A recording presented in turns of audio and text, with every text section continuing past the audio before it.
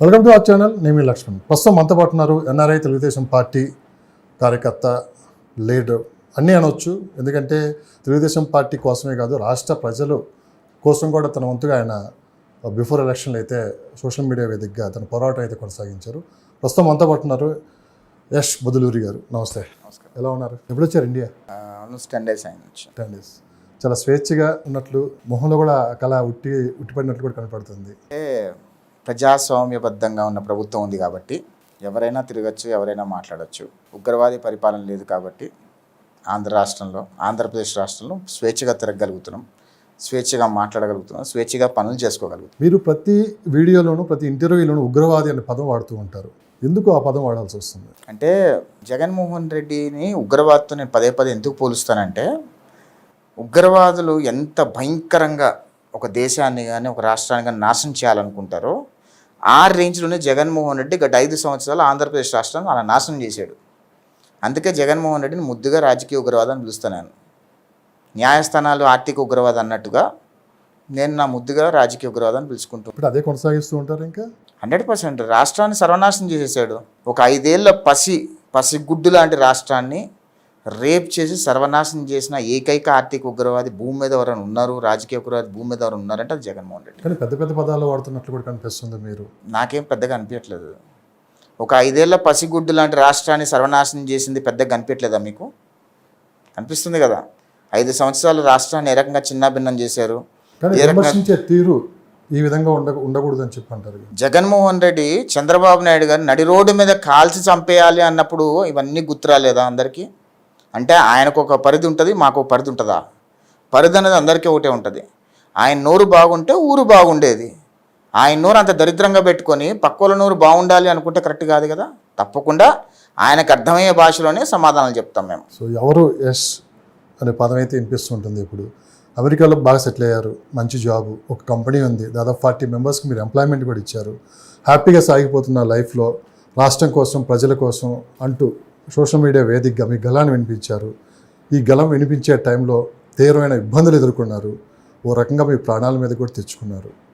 ఇవన్నీ ఒకసారి వెనక్కి వెళ్ళి చూసుకుంటే ఏమనిపిస్తుంది? ఎవరి కోసం ఈ పోరాటం ఉంది? రాష్ట్రం కోసం, నేను పుట్టిన గడ్డ కోసం. నా ఆంధ్రప్రదేశ్ రాష్ట్రంలో ఇంత అన్యాయం జరుగుతుంటే చూసి ఓర్చుకోలేక, రాష్ట్ర ప్రజలు అన్యాయం అయిపోతుంటే చూసి ఓర్చుకోలేక ఖచ్చితంగా రాష్ట్రం కోసం పోరాటం అయితే చేశాం. ఆ పోరాటంలో ఒక రాజకీయ ఉగ్రవాదితో పోరాటం చేశాం మేము గత 5 సంవత్సరాలుగా. ఆంధ్రప్రదేశ్ రాష్ట్రాన్ని సమూలంగా సర్వనాశనం చేసే ప్రయత్నం చేస్తుంటే మా వంతు ప్రయత్నంగా ఖచ్చితంగా ఆంధ్రప్రదేశ్ రాష్ట్ర ప్రజలకి జగన్మోహన్ రెడ్డి చేస్తున్న అరాచకాలన్నీ ప్రజల్లో పరిచయం చేసే ప్రయత్నంగా, ఆ అరాచకాలన్నీ ప్రజల్లో చూపించే ప్రయత్నంగా చేశాం. ఎక్కడా కూడా మేము ఏది కూడా అవాస్తవాలు చెప్పాలి. జగన్మోహన్ రెడ్డి చేసిన అరాచకాలే ప్రజలు పరిచయం చేశాం.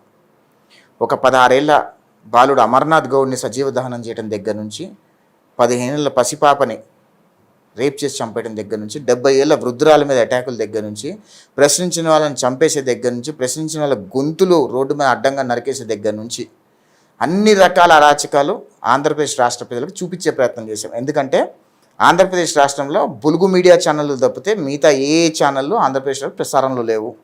ఆ బులుగు మీడియా ఛానల్ ఎప్పుడు జగన్మోహన్ రెడ్డికి భజన చేస్తూ ఉంటాయి. జగన్మోహన్ రెడ్డి ఎంత రాజకం చేసినా కరెక్ట్ చేశాడు అంటారు. అందుకని ఎవరో ఒకరు వాస్తవాలు చెప్పాలి కదా. 2019లో తెలుగుదేశం పార్టీ ఓడిపోయిన తర్వాత తెలుగుదేశం పార్టీ కార్యకర్తలు కానీ, జనసేన పార్టీ కార్యకర్తలు కానీ మాట్లాడితే దాడులు చేసేవాళ్ళు, మాట్లాడితే దొంగ కేసులు పెట్టేవాళ్ళు, మాట్లాడితే చిత్రహింసలు పెట్టేవాళ్ళు. నాయకుల దగ్గర నుంచి, అచ్చెన్నాయుడు గారి దగ్గర నుంచి, కొల్లు రవీంద్ర గారి దగ్గర నుంచి, దేవినేని ఉమా గారి దగ్గర నుంచి, పట్టాభి గారి వాళ్ళ లాంటి వరకు కూడా నాయకులు అందరి మీద దొంగ కేసులు పెట్టి వాళ్ళని స్టేషన్లోకి తీసుకెళ్లి 3rd డిగ్రీలు ప్రయోగించి, ఆఖరికి సొంత పార్టీ ఎంపీ రఘురామకృష్ణరాజు గారిని కూడా చంపబోయి ఇంత అరాచకాలు చేస్తుంటే ఎవరు మాట్లాడతారు? ఎవరో ఒకరు మాట్లాడాలి. ఆ మాట్లాడే ప్రయత్నమే మేము చేశాం. పార్టీ మీద అభిమానంతో చేశారా? ఆంధ్రప్రదేశ్ రాష్ట్ర ప్రజలు పడుతున్న ఇబ్బందులను దృష్టిలో పెట్టుకొని మీరు ఆ వీడియోలు చేయాల్సి వచ్చింది? రాష్ట్రం మీద అభిమానంతో చేశా. రాష్ట్ర ప్రజలు అన్యాయం అయిపోతున్నారనే బాధతో చేశా. రాష్ట్రంలో ఉన్న యువకులు కూడా నాలాగా అభివృద్ధి చెందాలి అనే ఒక ఉద్దేశంతో చేశా. సో మీరు హ్యాపీగా యూఎస్లో కూర్చొని జాబ్ చేస్తున్నారు, కొన్ని వీడియోలు చేస్తూ ఉన్నారు. మీ కుటుంబ సభ్యులు కూడా తీవ్రమైన ఇబ్బందులు ఎదుర్కొన్నారు. మీరే అక్కడ కూర్చొని వీడియోలు చేస్తున్నారు. ఏకంగా మీ ఇంటిపైన దాడి కూడా జరిగింది ఆ టైంలో. సో మీరేమన్నా భయపడ్డారా? కుటుంబ సభ్యులను భయపడ్డారా? మీ మీద ఒత్తిడి ఏమైనా తీసుకుని వచ్చారా? ఇక నుంచి ఈ వీడియోస్ కానీ, ప్రభుత్వం మీద వ్యతిరేక వార్తలు కానీ మీరు చెప్పొద్దని చెప్పి? ఖచ్చితంగా కుటుంబం భయపడింది అనే మాట వాస్తవమే. కానీ ఆ భయం నుంచి ధైర్యం వచ్చింది మాకు. ఖచ్చితంగా జగన్మోహన్ రెడ్డి కెలికాడు మమ్మల్ని. ఖచ్చితంగా జగన్మోహన్ రెడ్డి మేము తాడోపేడో తెలుసుకోవాలనుకున్నాం. జగన్మోహన్ రెడ్డి కనుక నా మీద కేసు పెట్టకపోయింటే జగన్మోహన్ రెడ్డి చేసి నిన్న అరాచకాలు అగ్రెసివ్గా పరిచయం చేసేవాళ్ళం కాదు. అప్పుడొకటి అప్పుడు చేసి ఉండేవాళ్ళం. ఎప్పుడైతే జగన్మోహన్ రెడ్డి నా మీద కేసులు పెట్టడం మొదలుపెట్టాడు, మా కుటుంబ సభ్యులు ఇబ్బంది చేయడం మొదలుపెట్టాడో ఖచ్చితంగా జగన్మోహన్ రెడ్డి తాడోపేడో తెలుసుకోవాలని డిసైడ్ అయ్యా. జగన్మోహన్ రెడ్డి మీద నేను కొద్ది గట్టిగా ఫోకస్ 5 సంవత్సరాలు పెడితేనే 11 సీట్లకు తీసుకొచ్చాం. ఇంకొంచెం గట్టిగా ఫోకస్ పెడితే జగన్మోహన్ రెడ్డి రాజకీయ భవిష్యత్తును భూస్థాపితం చేయగలిగే దమ్ము మాకుంది. ఎందుకంటే మేము ఏమి అబద్ధాలు చెప్పాల్సిన అవసరంలా. జగన్మోహన్ రెడ్డి తీసుకున్న పిచ్చితుగ్గులకు నిర్ణయాలు, చేసిన వెకిలి చేష్టలు, చేసిన అరాచకాలే ప్రజలకు చెప్పే ప్రయత్నం మాత్రమే చేశాం. దానిలో 80% మాత్రమే చెప్పాం. 100% చెప్పుంటే ఈ 11 కూడా వచ్చేవి కాదు. జగన్మోహన్ రెడ్డి గారిని ఎందుకు పోల్చుకుంటున్నారు? ఒక ముఖ్యమంత్రిని మీ మీద కేసులు పెట్టింది ఆనాటి సజ్జల రామకృష్ణారెడ్డి కావచ్చు, సోషల్ మీడియా వాళ్ళ అబ్బాయి భార్గవ్ కావచ్చు, కేసులు పెట్టింది వాళ్ళైతే. జగన్మోహన్ రెడ్డి పదే పదే ఆ పేరు మీరు ఎందుకు వాడుతున్నారని చెప్పి కూడా అంటే ముఖ్యమంత్రి సజ్జల రామకృష్ణారెడ్డి అని మీరు ఒప్పుకుంటున్నారా? సకల శాఖ మంత్రి అని మీరు ఒప్పుకున్నారు. అందరూ ఒప్పుకున్నారు. నేను అంటే ప్రపంచం మొత్తం ఒప్పుకున్నట్లే కదా. ఇది వాస్తవం మీరు ఒప్పుకోవట్లేదా? నేను ఒప్పుకోను. నేను ఎందుకు ఒప్పుకోనంటే సకల శాఖ మంత్రి సజ్జల రామకృష్ణారెడ్డి అయినా ముఖ్యమంత్రి ఎవడో జగన్మోహన్ రెడ్డి కదా. రాష్ట్రంలో లా అండ్ ఆర్డర్ ఎవడు పర్సీవ్ చేయాలి? హోంమంత్రి పర్సీవ్ చేయాలి కదా. హోంమంత్రి రబ్బర్ స్టాంప్గా మిగిలిపోయింది కదా జగన్మోహన్ రెడ్డి ప్రభుత్వంలో. మరి ఎవడు పర్సీవ్ చేయాలి? జగన్మోహన్ రెడ్డి కదా. రాష్ట్రంలో జరుగుతున్న అరాచకాలన్నీ జగన్మోహన్ రెడ్డికి ఏం సంబంధం అంటే, మరి జగన్మోహన్ రెడ్డి ఎందుకున్నాడు ముఖ్యమంత్రిగా? ఏం పీకడానుకున్నాడు ముఖ్యమంత్రిగా జగన్మోహన్ రెడ్డి? జగన్మోహన్ రెడ్డి తెలిసే జరిగాయంటారు. ప్రతి ఒక్క అరాచకము చంద్రబాబు నాయుడు గారి అరెస్ట్ దగ్గర నుంచి కింద కార్యకర్త అరెస్ట్ వరకు కూడా జగన్మోహన్ రెడ్డికి తెలిసే జరిగాయి. జగన్మోహన్ రెడ్డి సైకో అంట నేను. ఎందుకంటే సైకో మనస్తత్వం ఉన్న వ్యక్తి ఏది కూడా ఏం చేయలేడు. జగన్మోహన్ రెడ్డి 5 సంవత్సరాల్లో ఏమి చేశాడు చెప్పండి? ఒక ప్రాజెక్ట్ తీసుకొచ్చాడా?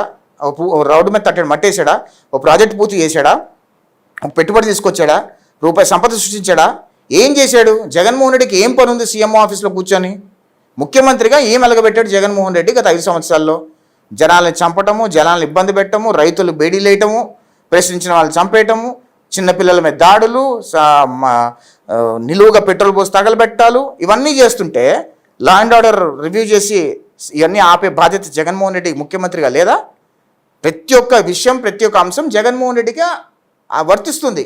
ఇప్పటికీ వైఎస్ఆర్సీపీ వల్ల నైతికంగా విజయం మాదే, ఈవీఎం ట్యాపరింగ్ జరిగిందని చెప్పి కూడా వాళ్ళు మాట్లాడుతూ ఉన్నారు. సో ఇలాంటి చూస్తున్నప్పుడు ఏమనిపిస్తుంది? జగన్మోహన్ రెడ్డి వైఎస్ఆర్ కాంగ్రెస్ పార్టీని చూస్తే చాలా నవ్వు వస్తుందో లేదా జోకర్గా మిగిలిపోయాడు జగన్మోహన్ రెడ్డి పార్టీ, జగన్మోహన్ రెడ్డి కూడా. ఎందుకంటే జగన్మోహన్ రెడ్డి పార్టీలో అందరు పెయిడ్ ఆర్టిస్టులేనండి. ఒక్కడైనా స్వతహాగా స్వచ్ఛందంగా వచ్చి పనిచేశారా? పోనీ ఎలక్షన్ టైంలో తీసుకోండి, వైఎస్ఆర్ కాంగ్రెస్ పార్టీ తరఫున ఎంతమంది ఎన్ఆర్ఐలు వచ్చి క్యాంపెయిన్ చేశారు? ఎంతమంది ఎన్ఆర్ఐలు? కనీసం 10 మంది కూడా లేదు ఎన్ఆర్ఐలు జగన్మోహన్ రెడ్డి పార్టీ తరఫున క్యాంపెయిన్ చేయడానికి. అంటే జగన్మోహన్ రెడ్డి కోటర్లు ఉండే వాళ్ళందరూ జీతాలు తీసుకొని పెయిడ్ ఆర్టిస్టులుగా పనిచేసి బురద జల్లే ప్రయత్నం చేస్తారు తప్పితే ఎక్కడా వాస్తవాలు చెప్పే ప్రయత్నం ఎప్పుడూ చేయలేదు. 2019 ఎలక్షన్స్కి ముందు కూడా జగన్మోహన్ రెడ్డి అన్ని పచ్చి అబద్ధాలు మాట్లాడి ప్రజల్ని పచ్చిగా మోసం చేసి అధికారంలోకి వచ్చాడు. ఆ మోసాలన్నీ కూడా ఆంధ్రప్రదేశ్ రాష్ట్ర ప్రజలు గమనించారు కాబట్టే కదా ఇప్పుడు తీసుకొచ్చి 11 సీట్లు ఇచ్చి కనీసం ప్రధాన ప్రతిపక్ష హోదా కూడా ఇవ్వకుండా నువ్వు ప్రధాన ప్రతిపక్ష హోదా కూడా పనికిరావరా బాబు, పోయి మూల కూర్చోనంటే ఆఖరికి ఇప్పుడు హైకోర్టుకి పోయి నాకు ప్రధాన ప్రతిపక్ష హోదా ఇవ్వమని అడుక్కుంటున్నాడంటే ఎలాంటి రాజకీయ నాయకుడో ఇంకా ప్రజల విజ్ఞతకే వదిలేస్తాను నేను.